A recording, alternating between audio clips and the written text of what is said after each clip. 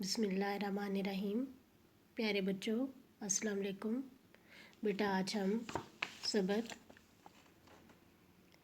देखिए, रुकिए, चलिए इसका सवाल नंबर 2 करेंगे।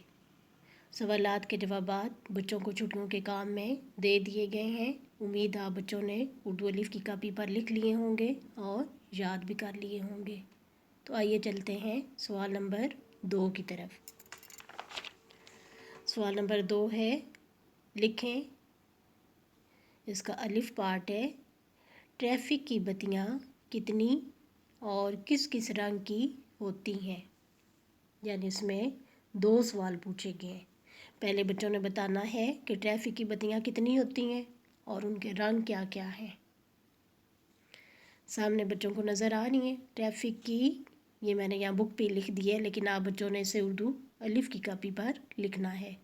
ट्रैफिक की 3 बत्तियाँ हैं। नंबर 1 सुर्ख, नंबर 2 पीली और नंबर 3 सब्ज़। इसका बे पार्ट है, बड़े शहरों में चौक पर बत्तियाँ क्यों लगी होती हैं। बच्चों ने बुलंद ख़वानी के दौरान इसका जवाब पढ़ा होगा कि बड़े शहरों में गाड़ियाँ ज़्यादा होती हैं, उन्हें काबू में रखने के लिए चौक पर बत्तियाँ लगाई जाती हैं ताकि कोई हादसा पेश ना आए। ये तो था सवाल नंबर 2। आइए अब चलते हैं सवाल नंबर 3 की तरफ। सवाल नंबर 3 है, ट्रैफिक बत्ती का मतलब लिखें। ये सामने 3 बत्तियाँ नज़र आ रही हैं, आप बच्चों ने इनका मतलब लिखना है। जैसे सबसे पहले है सुर्ख बत्ती, इसका मतलब क्या है, रुकिए। दूसरी है पीली बत्ती, इसका मतलब है तैयार हो जाओ। और तीसरी है सब्ज़ बत्ती, इसका मतलब है चल पड़ो। ये तो था सवाल नंबर 3। सवाल नंबर 3 बच्चों ने बुक पे करना है। आगे है ख़त्मा, सवालिया निशान और सकता। ये तीनों चीज़ें क्या हैं। ख़त्मा किसे कहते हैं, जब हम कोई सादा और मुकम्मल जुमला लिखने के बाद ये निशान लगाया जाता है जिसे ख़त्मा कहते हैं। जुमला अलिफ इसकी मिसाल है।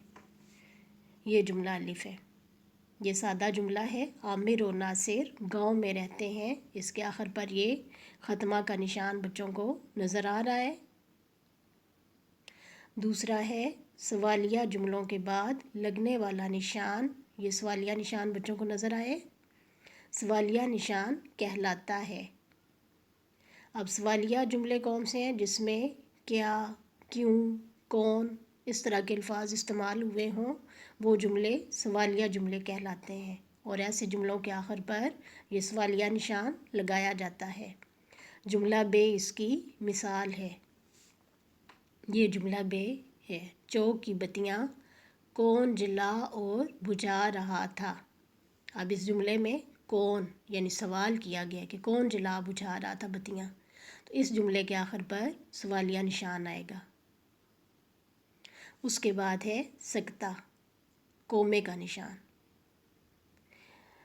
सकता की अलामत 2 या 2 से ज़्यादा चीज़ों की फहरिस्त के दरमियान ठहराव के लिए, यानी जब 2 या 2 से ज़्यादा चीज़ें हों तो उनके दरमियान वक्फ़ा देने के लिए जो निशान इस्तेमाल किया जाता है उसे सकता यानी कोमे का निशान कहते हैं। जुमला जीम उसकी मिसाल है। ये जुमला जीम है। अब इसमें जैसे ये सब्ज़ और सुर्ख के दरमियान में सकता यानी कोमे का निशान बच्चों को नज़र आ रहा है, इनके दरमियान में वक्फ़ा पैदा करने के लिए ये कोमा लगाया गया है। सब्ज़, कोमा, सुर्ख और पीली बत्तियाँ।